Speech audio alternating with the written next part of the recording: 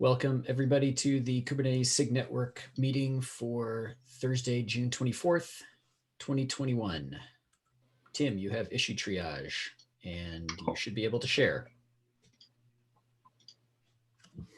All righty, everybody can see this? Yep, looks Excellent. good. All right, I was able to, I just pinged a few automatically, so let's go through the interesting ones. This one, session affinity for same service, different ports is forwarded to different endpoints. The issue basically comes down to session affinity client IP is actually per port, not per service, but the docs don't make that clear. And I went off just quickly and I confirmed, in fact, we do, when we set the IP tables mode recent rule, it does set it for each endpoint, so it won't cross-check against different, across endpoints in the same service. There's a question in here from Lars about whether IPVS can support the correct mode here at all. So I think that's a pretty important question to answer. We could either fix it. I think the IP tables fix would actually be pretty straightforward, or we could just fix the documentation. So I went ahead and accepted this, but I thought it was worth spending 2 minutes discussing here. Anyone? Is that an XOR? I mean, is there a reason that we can't fix the documentation in the short term because we know the answer, but then have a pending, maybe we'll really fix it later? I don't know. If we fix the documentation now, then I think we're codifying the behavior. And whereas if we were to fix the behavior now, which could be a breaking change, although it seems really, really unlikely to me. I can manufacture a case when it would fail, but I don't know that anybody would do that in real life. We could add an option to do it per port per client, which is what is currently doing. But if we can't support it in other proxy modes, then maybe we should just fix the documentation. You said it was hard to do in IPVS, Tim? I don't know. Lars suggested that it might be hard to do in IPVS. I don't know IPVS well enough. Yeah, Andrew is on the meeting and can perhaps confirm it. But I believe if you make IPVS admin list, you see a number of targets, and each target is one port. There is no grouping of ports possible, as far as I know, in IPVS. And it's not just IP tables versus IPVS. I mean, there's like, can you do it in eBPF? Can OV and Kubernetes do it? Sure. What is the request? So they want all the ports to have the same affinity. Yes. So if I access port A from a client and then I access port B, they want the same endpoint. But I don't think that. I mean, I think that's no. The affinity has to be per port. I mean, that is the way it's implemented. That's not the way it's documented. It's documented as a service on a client IP. Yeah, we're talking about multiple ports on the same service. So like if a service has both an HTTP and an HTTPS port, should they affinity to the same pod or not? Yeah, well, I think that the right behavior is to each port is independent because it's an independent session. But if the docs are wrong, I mean, the client will only feel the affinity issues if they expect one client talking to the same IP over multiple ports, which is basically not how the internet works.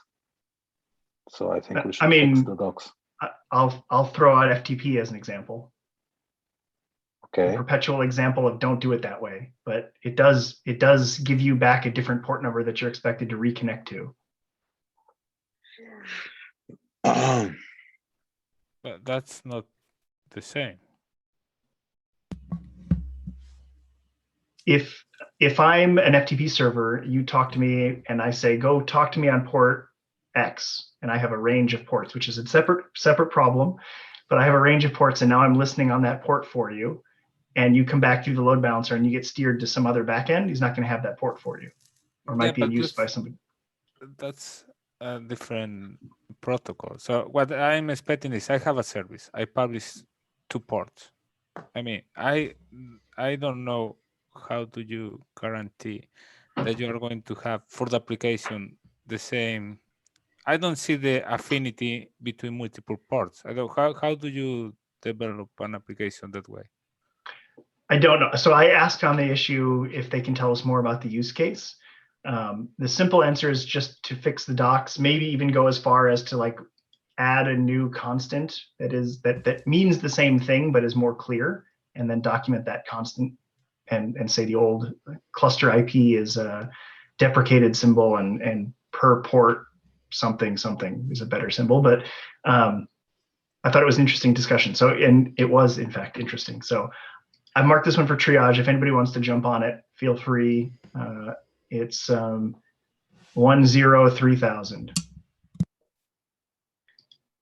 I would actually think that this is, it's better that the client should go to the same endpoint for all ports, because cluster IP is representing an IP, not an IP plus port. So different ports on the same service should go to the same endpoint, just like you would if you were a single client talking to a single server. I don't know. So yeah, so that's is the crux, right? And there's a reasonable argument in both directions.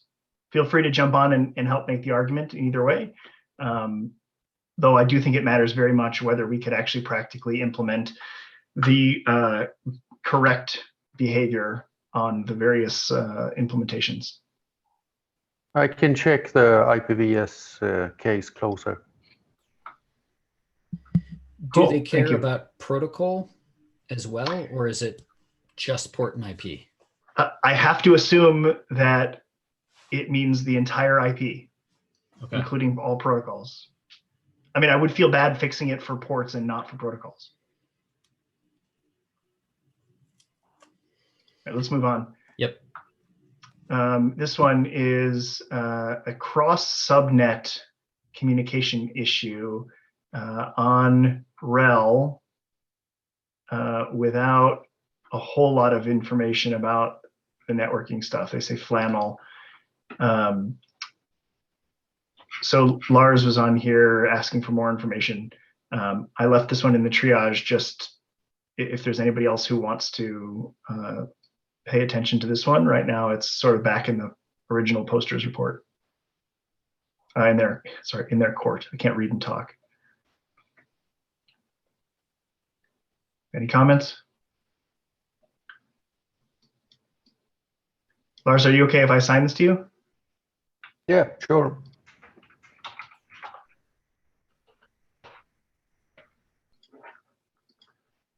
Dual stack. A report of issues with validation. Cal is already all over it. The interesting one, let me go back to the top. Sorry, go ahead. This is one person that is in India, I think, that is testing dual stack, and so you can see several issues from him. Oh, okay. Well, this issue in particular is actually two issues. Part two, I think, is clearly correct behavior. Maybe not obvious, but correct. The first part, I think, is open for interpretation. Specifically, they have a require dual stack service with both families, and they're changing it to single stack policy and not changing the families. So they're leaving the families at 4 and 6, and they expect it, I think, to fail, and it is in fact succeeding. And my inclination is that it's correct, because the user clearly meant to downgrade from require dual to single. And I think that's what Cal's interpretation is too, Cal, right? Yeah. Remember the arrows we used to drive, like the priority of what supersedes what? Cluster IPs and then policy and then families. I don't even remember. Like, I can go back to my notes, but it basically follows the same thing. The policy drives the families. And the question here is if there's no legitimate value that has two values in IP families, because you can't change the first one. So they could either remove the second one, which would be correct, or they could leave it alone, in which case we can assume that they wanted a downgrade and they specified the minimum required. He suggests that if you specify both families as IPv4, IPv4, and that's an interesting case. Like, should that be an error? We don't validate that at all? Hold on. We validate that they are dual stack create, and we validate on update as well. But I think we do that after we will have cleared the second value, right? Yes, that's after the hook, yes. So I'm not sure that this is practically a real issue, but I thought that was an interesting corner case. Every time. I find this behavior surprising. I would have said that for if you're modifying a new field, you have to modify all the other new fields to match it. Like we had special will automatically do the right thing for people who were modifying pre-dual stack fields because they didn't know they had to modify the new fields. But it seems weird to say that in this case, if you modify one field, we'll just change other things to match it, assuming that that's what you meant. I mean, do we do that in other API objects? Node ports, we do that. We do it in a few places in service where we allocated the value for you and you change sort of the controlling value, and then we fix it up for you along the way.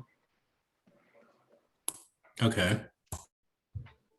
So it's not completely unprecedented, but it's, again, it was interesting enough to bring up here.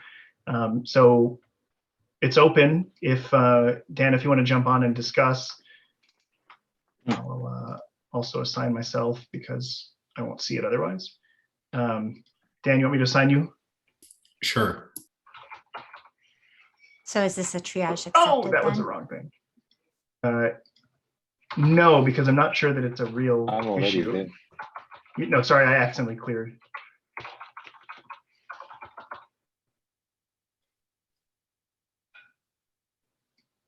Okay, I'm not sure that it's actually an issue. I think my suspicion is that the result will be we just close it. Next, we're going to type 2 more. Nginx this is a request for metrics that I don't really understand the request on. Ricardo, you were tagged. Yeah, I forgot to take a look into that. Sorry, folks. Okay. I will take a look at this weekend. All right. And maybe we'll make this the last one. Kubelet restart. So apparently kubelet sets node not ready at startup, and then it very quickly sets it back to node ready, which is causing some load balancers to react badly. So I don't know what the real answer is. Maybe we want to teach the cloud controllers some hysteresis, or maybe we want to figure out why kubelet is doing that and have it not do that, or I don't know. I think we should answer the second question at least. The second question being why? Yeah. Okay, well, that's what I asked here. I didn't try grepping for it because this was just a few minutes ago, but we can go find this code and figure out if it's just sort of doing it out of habit or if it is actually doing something on purpose. Is it, I mean, I guess since there's cloud load balancer targets, there's a cloud provider involved. I remember we used to set not ready with cloud providers, especially GCP, until we could get the cloud routes. And then once we had cloud routes, then it would get set ready, at least in some particular configurations. I guess I would lean towards, yeah, I'll bet kubelet does do this. Maybe we can teach it not to. So there was actually a behavioral change in service controller. I forget which release. But up until that release, service controller updated the node pool of a load balancer on a 60-second periodic loop. And there were folks complaining that when a node goes down or a new node is added, or if you have like a burst of nodes being scaled up quickly, those nodes don't get added to the load balancer backends at maximum 60 seconds. So there was a PR that updated service controller to have a node informer so that it can watch node objects and then take nodes in and out of the load balancer pool based on the node condition and other factors. But I guess like the side effect of that change is that now if you have a node flapping between ready and not ready, then service controller is adding it back and forth into the node pool. So, I mean, one hack here could be just to add like a 3 or 5 second hysteresis. If you see a node change and it changes back within 5 seconds, we don't change it. Yeah, and I don't think but it's ugly. I think I'd rather figure out why kubelet's doing what it does. I mean, I don't think we can. I mean, I'm sure there's like a million reasons why kubelet could end up in not ready and ready, right? Like it could just be a bad network or whatever. So I mean, I do think that I don't think it'd be too costly for service controller to have some sort of back off logic or something where it can't do more than like 2 updates within some known interval that could work.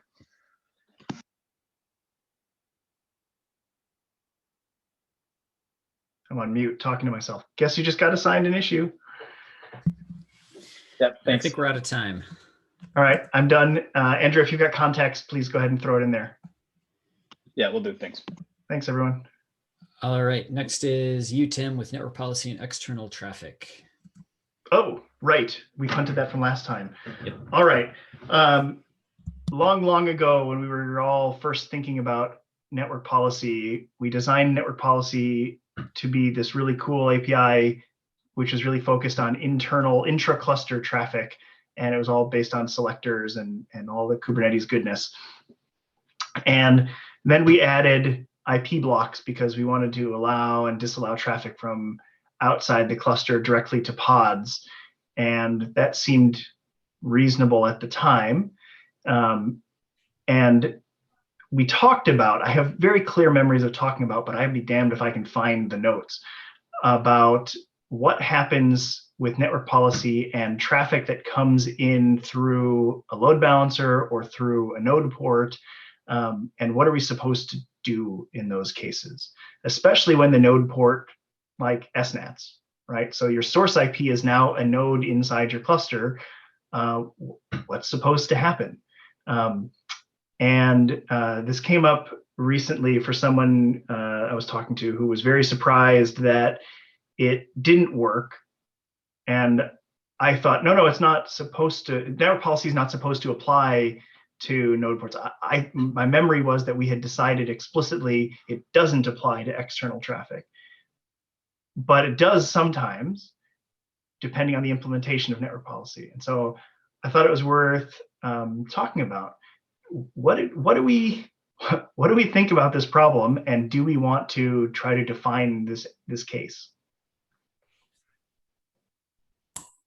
So I just pasted a link into chat, although you have to scroll down a little bit to get to where it talks about IP block. This might be the conversations that you're remembering. What we decided is that for Ingress, it is completely undefined what IP addresses the IP block matches. And network plugins and cloud providers and other combinations of things can basically do anything, and it's allowed. And part of the reason for that is because actually there was no discussion of this when we first added IP block, because people were really only concerned about the egress case. But we added IP block to Ingress as well for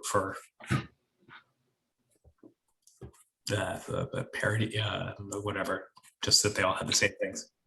Yeah, and I know there was another issue, I think it was Cilium, that interpreted node IPs and IP blocks in a mutually exclusive way. So like you couldn't specify an IP block that was your nodes because it only was accepting identities or something for nodes. You can't specify pod IPs in an IP block in Cilium. Maybe you can't do nodes either. Maybe it was pod IPs, but yes. And it wasn't clear to me whether that was correct or not too. So undefined corner of space. Yeah, I think that has also been explicitly defined as undefined now, because Jay was running into that with the new network policy tests. And like, actually, I think Cilium is, no, sorry, this is a different thing that's undefined. But yeah, there's a lot of undefined stuff around IP block, unfortunately. We should not do that again in cluster network policy or network policy v2. Yes. Yeah, we need undefined for loopback. That's what you're thinking of, Dan. Yeah. So Yeah. like it seems, sorry, did somebody have someone? I was going to say, I was going to ask, like, but then what is the, what do we expect as the correct definition if we were to do it all over again? Great question. It seems obvious to me that we should make sure that all traffic is subject to network policy. But the logical implication of that is that we have to build an entire network policy implementation into kubeproxy because it has to process it all before it does an SNAT for a node port, which we really didn't want to do. We really did not want to build a full policy implementation. So one thing to note is that a core point about the current network policy, it is clearly stated as applying at the pod, which means that it will never see pre-SNAT IPs. So I think it would be fair to state that IP block, when used on an ingress policy, may not yield the desired behavior. And if we want to do something which is explicitly separates pre-NAT IPs from post-NAT IPs, there should be a new feature which makes it clear whether we are matching on a pre-NAT or post-NATed IP. Because right now, the fact that it applies at the pod means it is always post-NATed for ingress traffic. So the documentation that says it applies at the pod was written well after the fact. Like this is, when we had multiple incompatible implementations and we're like, what do we do? And we said, okay, we'll just document what we have. That's at least better than not documenting what we have. But it doesn't work that way because we thought that was good for users. It works that way because we didn't think about it, and that's what we got. Right. So for now, just document the current behavior, which is that it will always apply to the post-NATed IP, and hence for north-south traffic, it may not work. And then we should talk about whether we should have an extension or enhancement for differentiating IPs before or after natting. It also makes it interesting because I can use a node port inside the cluster to bypass network policy. So if you have a service that is exposed via a load balancer, perhaps with a load balancer enforced IP filter, I can use that node port to get around that. And if you have a node port backed by a host network pod, it's like, no policy is going to stop that. How do you implement that? And of course, sorry, go ahead. There's a lot of scenarios like that pop up. Yeah, yes. And for those people who are legitimately using load balancer and they want to use network policy on it, like it'll work on VIP-like load balancers and not on proxy-like load balancers, right? One other sort of related point to this is that the people who want to do this are typically thinking of something which today gets implemented with a web application firewall, because they usually put that in front of the cluster, and there they can do true source IP filtering. So current network policy cannot reliably used for that subset of web application firewall. A slightly tangential point, but sure. Well, and Ingress has no standard API for specifying like source rules. At least service type load balancer has load balancer source ranges, but Ingress has nothing for that, although Gateway maybe could. Yeah, and that's actually, again, suggests that maybe a special combination of policy when applied to Ingress would then sort of take care of the fact that it's applied at a point where you have access to both pre-NATed and post-NATed traffic. Does this fall under the umbrella then of the network policy quote V2 work? So I was going to ask if we want to do V2 and if we want to drop the IP block altogether from the ingress part, would that be a satisfactory answer, or we still want to tackle that use case? I mean, if you keep IP block, but with the clearly documented behavior that you will only, this will only use this with caution. It will only apply to unnatted traffic or whatever the pod sees after, you know. So it seems like it is still useful, because let's say that a cluster admin, you know, wants to block intra-cluster traffic from a source. You know, he's identified that a particular pod is emanating fake malicious traffic. He still wants to do, oh, okay, sorry. In that case, he could do labeling, I suppose, but I don't know. Or just kill the pod. Yeah, I mean, that's the problem with in-cluster is all you have to do to bypass that rule is restart your pod. Yeah. I mean, I also, think we didn't have cluster network policy at the time. Would this be solved, or could it be solved by cluster network policy if we didn't have IP block ingress? Well, so, okay, virtually all IP block based things that people want to do, I think, are better served by cluster network policy than regular network policy. But, you know, there are use cases, well, I haven't read the cluster network policy cap in a while, but there are use cases like, you know, I want to block this, you know, enemy IP range, you know, Russia or whatever, from getting to any of my pods. So, right, I want a cluster network policy that says all pods reject from this IP range. And that only works if you know, if IP blocks on ingress have a reliable meaning. Now, here's one more thing on that one, Dan, which is that in that particular case, you could choose to apply the policy on the pod that is actually, if you happen to have an in-cluster load balancer, you could apply it to the pod that is actually running the load balancer itself, because that pod is seeing the pre-natted traffic. So if you're careful with how you want to do it, you could actually block that at the Nginx rather than applying the network policy to the Nginx pod rather than to the backend pods. Sure, but then it's not a cluster network policy feature. No, it could still be a cluster network policy because cluster network policy, firstly, we want is something that cannot be overridden by a namespace user. So the cluster network policy could have a designated cluster load balancer and will put in a policy which puts in blocking on this source on the pods labeled by the cluster admin to be the ingress load balancer. So he will ensure that the load balancer itself drops traffic from North Korea. But you can't just say that cluster network policy requires this cluster load balancer pod. I mean, if it's going to work on all clouds and things like that.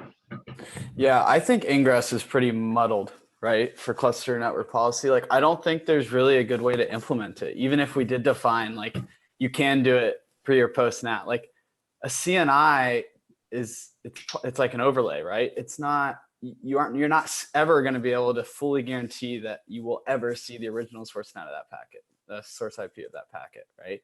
I mean, there is no guarantee, like almost ever, which is why there's ambiguity here, like, and it's almost impossible to define. So I think it's something we need to decide upon. Like, do we not want to address ingress? Like, is this better done or better handled in the gateway API maybe, right? Which is managing ingress to the cluster. Because the CNI isn't a bubble around the cluster. It's like internal. And that's kind of the problem I see. So you can bypass it with node port. Like, that's my opinion on it anyway. I don't know. It's interesting. One of the things that Gateway doesn't yet handle is node ports. It's on my long list of things to try to hack in. If a node port was itself a gateway definition, maybe that would change how we think about this. But I think we should probably push ahead. There's a lot more on the agenda. was just gonna say we should time box this. Is this something that we can punt off to cluster network policy working group or network policy V2? Sure. Okay. We can Yeah, put we I'd some love- were kind of information there. We can, Yeah, I think the first thing we should do is document the expected current behavior, including the cases which are unpredictable, and then talk about possible new features in the future. We've already documented the current behavior. That's the link I posted. So Okay. So All right. for the moment, we'll keep IP block at least both in the the cluster network cap. But if there's a consensus, it could be taken out. But for now, even if it is useful in a subset of the cases, we could still keep it for now. And I'll put on the agenda. Come through, people. Come to the meeting Monday. It'll be fun. Yeah, Okay. we'll put forward a recommendation. Tim. Right. Next up, Bridget, you had crossed half of your item out. Okay, you said no need to discuss. It's in progress. Okay, thank you for that update. Now, next up, Ingress Nginx status update. Yeah, I forgot that I put that. I put on last meeting, but was just to update you about Ingress Nginx status. So we've released an alpha version of V1 deprecating API V1 Beta 1. In Nginx and F5 folks, they have jumped into our last meeting and they are proposing to help us with a lot of stuff, including gateway APIs implementation into the community Ingress. And I don't remember anything else. Yeah, and we are going to support versions smaller than 119 just for the next 6 months, and then we are going to drop because the effort for us is too much to keep maintaining 2 versions and 2 branches of Ingress and Nginx. It's a bit pretty hard.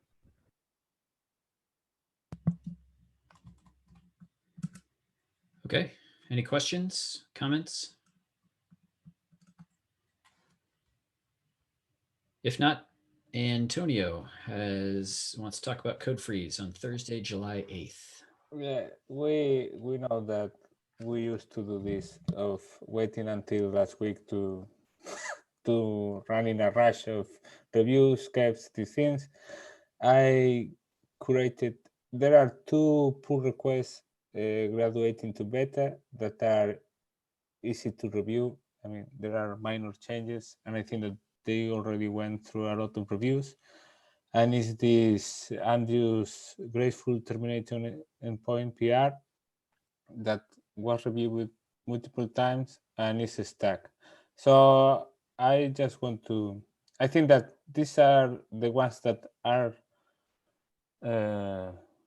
more ready to merge. So if we can start merging this week something, we can avoid, last hour and last minute things before the code freeze with the rest of the caps. Because I honestly, I don't know how many do we have, but I heard that, I think that we had 6 or 8. And I added my item that was going to be a separate item to this because it's basically this. Hey, we should get this bug fix in for 1.22. Maybe backport it as well. But ports are, I don't think that they allow you to backport in beta. But what you can convince Jordan Lily. What is this one? That's the other thing. Is the Carl's PR. I mean, I think that it's ready for review, for merging. I think so. I think someone, maybe Tim, needs to go and say, yes, this does look done. I know, Antonio, you spent a bunch of time on it. I have them all loaded here and I will prioritize these ones for my tomorrow morning. I think the sooner that we can merge these 4 PRs, we can forget about these things, because I think that they were heavily discussed, and I mean, there are small things only to change. That's it. I don't know if there are people that needs that has another PR for a cap or something that want to bring it up, because I didn't find any else.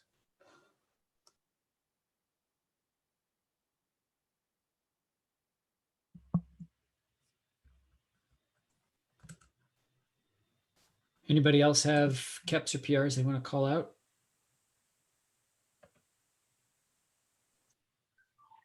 Yeah, I'd like to take this moment to request feedback on the cluster network policy cap. We did try to DM a few folks as well, but it would be nice because I think we have resolved some of the feedback, and we do have some outstanding issues, and I have laid out the summary of that in the issue and on the cap. But it would be great if we can have some more feedback.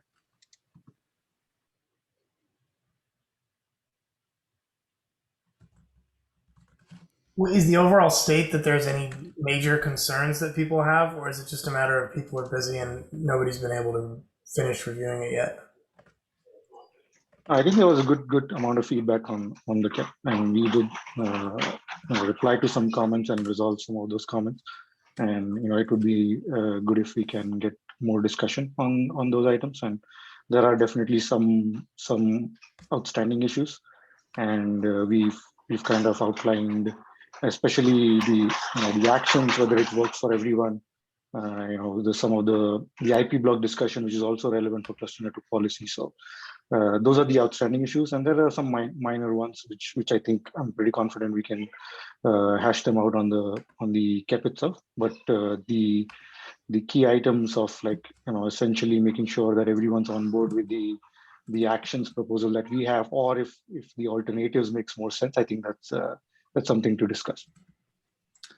Yeah, and also Andrew, I think posted it in the chat that we have a bunch of user stories that are also ready for review, and some of them are new use cases since we last time we posted the CNP cap for review.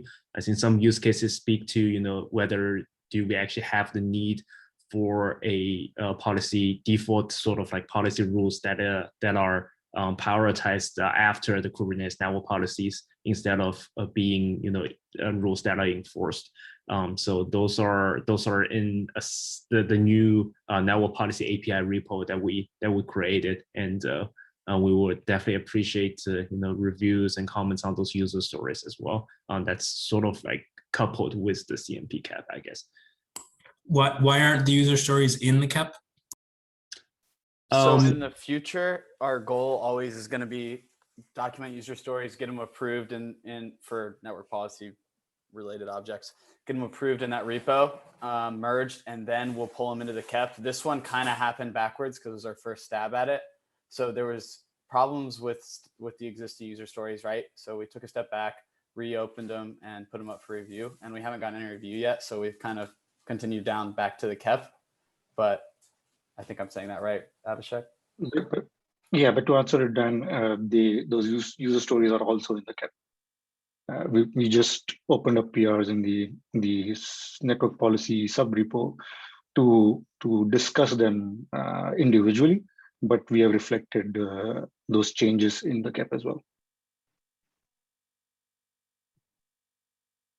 Yeah, essentially because there are a lot of comments to the cap, and people can get lost on whether I have opinion on this user story, has this been discussed before, and blah blah blah. So we wanted to sort of like decouple those two efforts, and then if everybody who is reviewed on the API design itself have questions on why there is such user stories, we can point them back to a user story that has already been merged, and the discussion on the user story which is already there, so that it will be clear to all the people rather than pointing them back to the cap and find them in a long list of cap comments to find those, if that makes sense.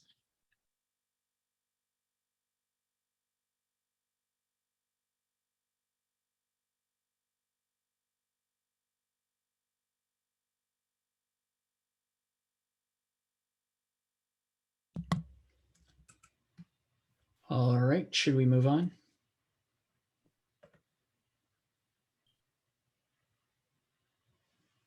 Okay, next up, Rob with Gateway API.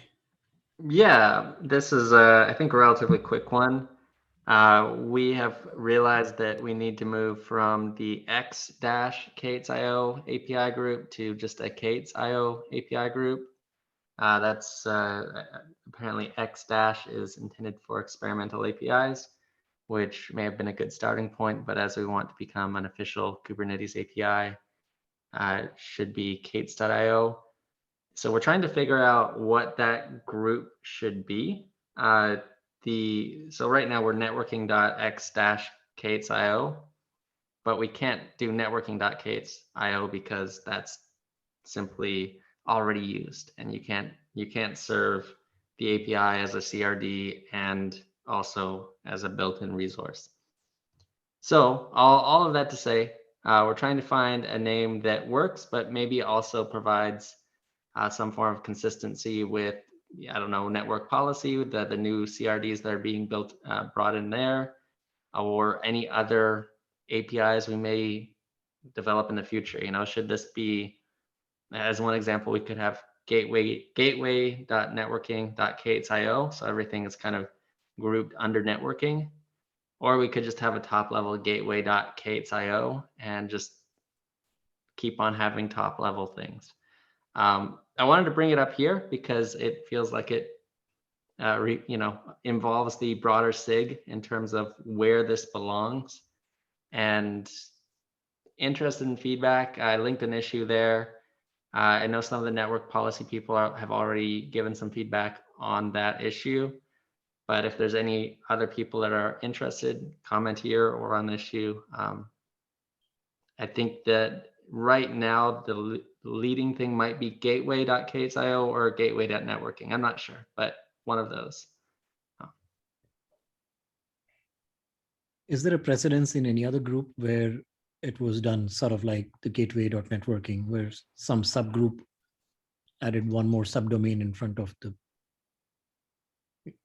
because that sounds reasonable, because gateway is too generic to be a domain by itself. Yeah, I don't think that, I can't think of any examples, or I haven't found any that do that, but it does feel, gateway.k8io does feel maybe a little too generic. So I don't mind dropping it down one level. Yeah, I'm not sure. Who governs the domain names? I guess those are API group names. I guess it would be SIG Arch.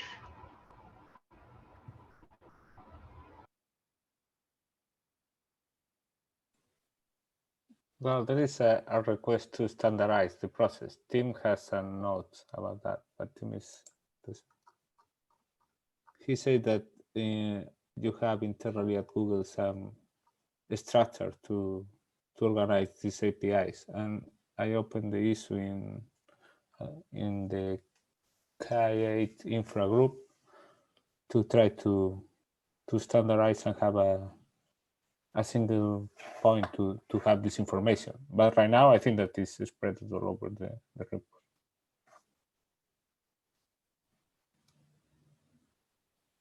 Maybe Jordan Legit used to know all these things.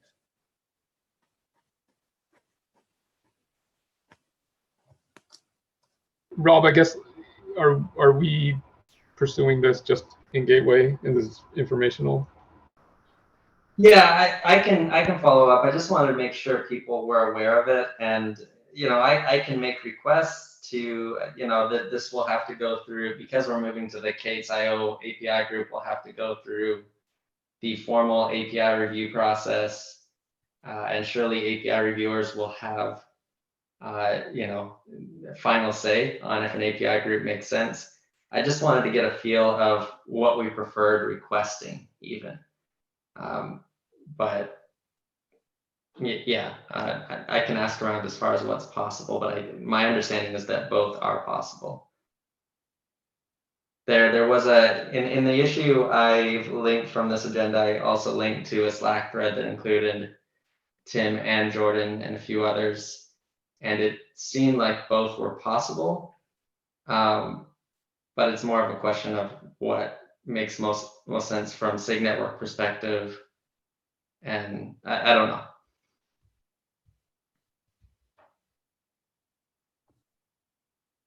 One vote for gateway.networking.k8io.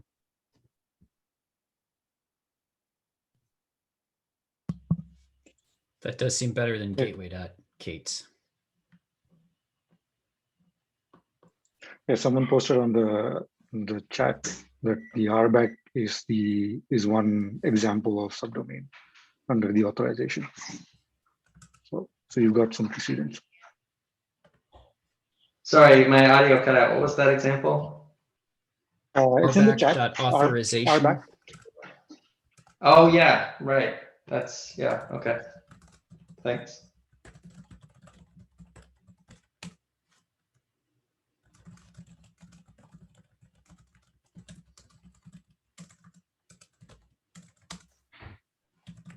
Okay, that's all I have for this one. Okay. Yeah. Thanks. All right. Next up from SJ with Allport support status. Follow up from last meeting. Yep. Yeah, as mentioned, this is following up from our conversation 2 weeks back. I think where we left off last time was that we'd go ahead with the option to allow empty port list in service validation in the service spec. And yeah, the plan was, or at least what we roughly discussed was we'd feature gate it, let it soak for a few releases until the service API clients like kubeproxy have caught up. So yeah, I just wanted to see if there was any objection to that. Of course, I'll update the KEP to reflect this and have reviews on there. But yeah, since we were running out of time last week, just last meeting, just as we discussed that, I wanted to put it here if there was any follow-up.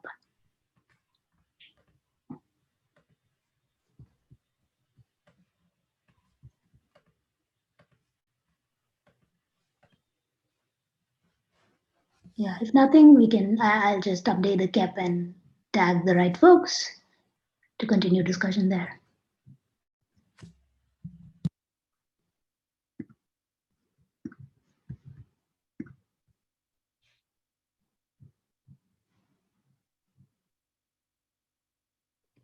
I'm not sure if it's just me, but Dan, I can't Sorry. hear you. Yep, we got 7 minutes left. Anybody else have anything to discuss or anything that we cut off discussion on earlier that we should go back to?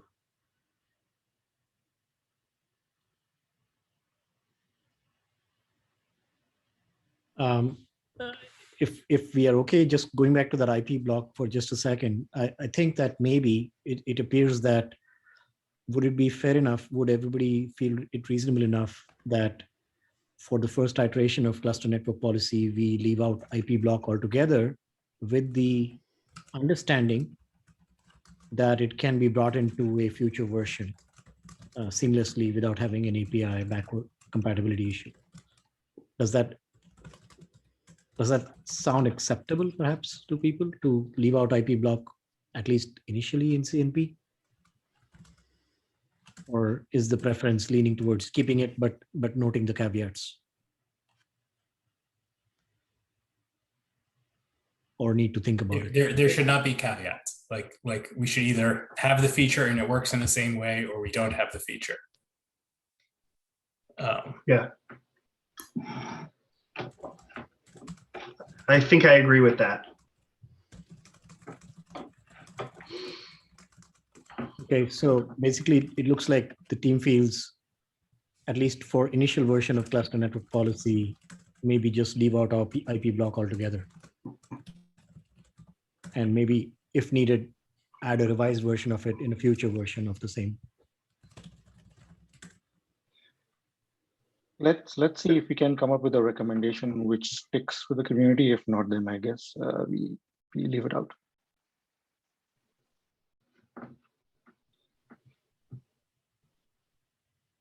Or explicitly call it as unnatted IP or something like that. If it makes, from the name makes it very clear that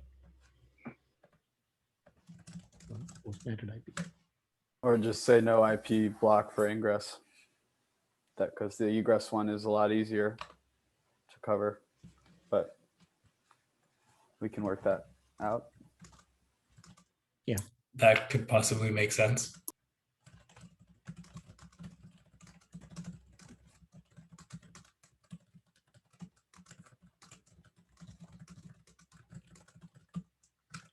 I mean, it all depends on what the user stories you're trying to solve are, right? Like if cluster network policy would not be sufficiently useful to administrators without ingress IP blocks, then it doesn't make sense to define it without ingress IP blocks. If it is still a good, useful feature, even without that, then might make sense to define it without that. So if that is the logic, then I think that it is still useful with caveats, meaning that, for example, the cases we mentioned earlier, where if either you're coming in without any natting, or you are coming in with natting, but you get to apply the policy before your natting actually happens, then one of the good use cases for cluster network policy is the admin doesn't want to accept certain sources. Right, but if they can't do that reliably, if it only works for some combinations of clouds and network policies, then, they might as well just use a non-standardized solution in that case. They can just use, Calico global network policy or whatever. Well, the purpose of the current cluster network policy is to standardize, but that only works if there's a fully standard behavior. Like if you have a standard API, but it works differently on Calico than it does on Cilium, you don't really have a standard API. I think Casey from Calico is here. Can you comment on whether the Calico global policy or even the local policy handles the ingress case and separates out pre-natted and post-natted IPs? We do have a concept of policy that applies to pre-DNAT, but like as far as Kubernetes policies go, our IP blocks are implemented based off of the post-natted traffic.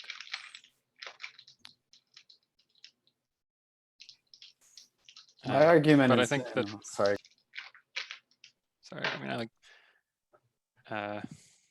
I don't think that it's necessarily a perfect solution. People don't know where there is and isn't NAT in the cluster. Kubernetes users, it's not intuitive and it's not consistent. And I'm not super comfortable with a model that makes the user have to understand that. Can I comment as an observer? The thing I dislike most about network policy is exactly what you just highlighted, the idea that it depends on how the cluster is configured. So it's documented as Kubernetes API, but it's implemented as depends, basically. That's the first problem with it. That's not the only thing we have in Kubernetes that it depends.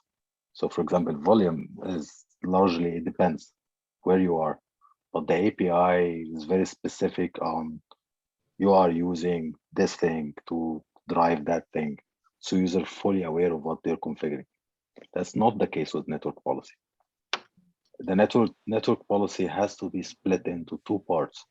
A part that works the same way, irrespective of it's a Kubernetes thing, all right? You configure it in a certain way, you get a certain behavior, irrespective of where the cluster runs. Then for anybody who wants to add value-add services, all right, or specific behavior or a differentiator, because we have to allow this. This can be in the CNI or some add-ons or. But as long as the API, the network policy, I know I am asking for too much, and maybe it's too late to do that.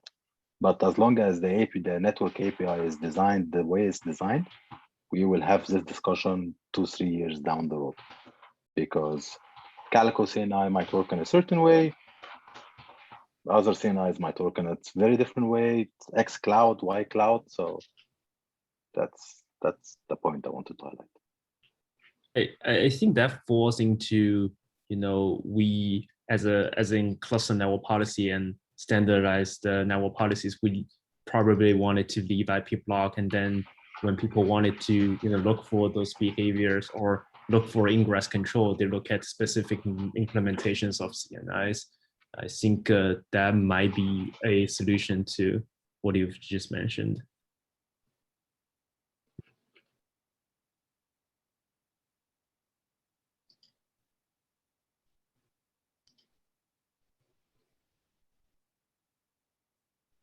One other sort of related point is, just like we are redocumenting the networking model, there still seems to be a little bit of ambiguity on networking model when it applies to host networks and kubelet accessing other. Maybe we should have the networking model augmented with policy. What is the standard networking plus policy model, and document that as along with the standard networking model.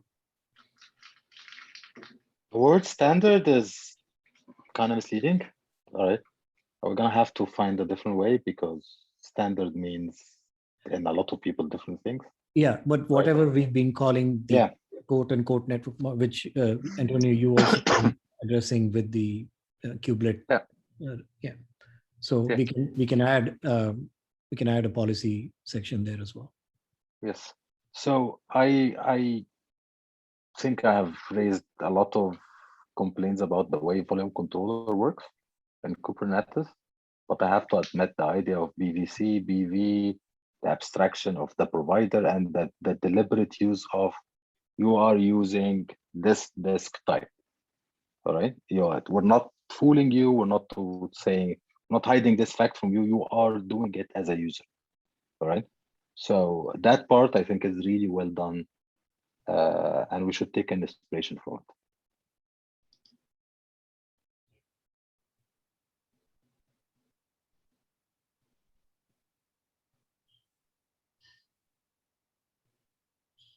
I'm trying to figure out what that actually means, Cal. I just see that we're at time, but I would love if I feel like you have something in your mind when you say that, and I would love to see you expand on that.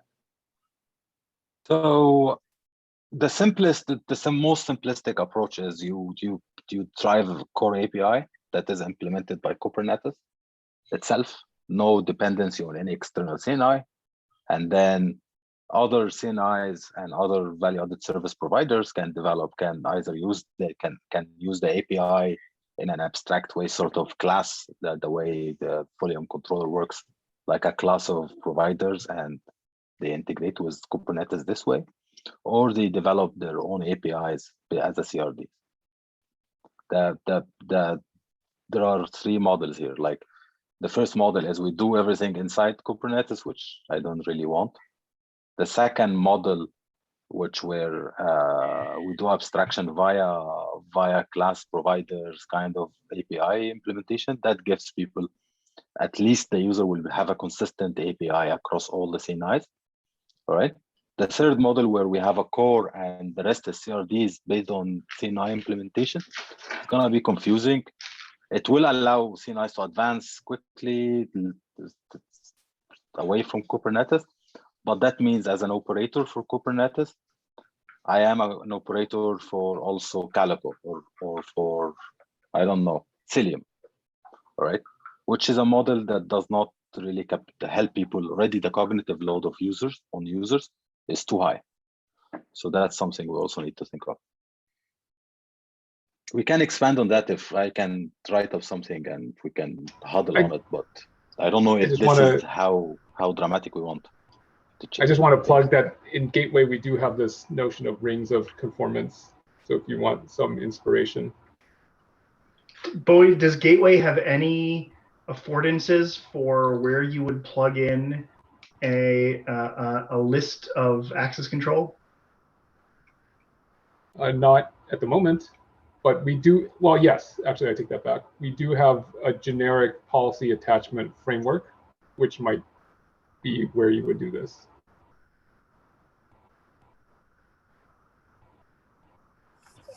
Since we are over time, should we add an item to next week, or not next week's meeting, but the meeting in 2 weeks? And Cal can write some thoughts down, and anybody else who has thoughts can also do the same, and then we can spend a little bit of time there. Probably. I'm struggling to come up with a coherent suggestion right now.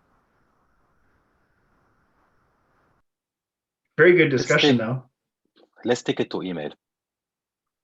And Sure. just try. All right. Thank you. Okay. All right. Thanks, Thanks Cal. everyone. Yep. Thanks everyone. Bye. Bye. Bye.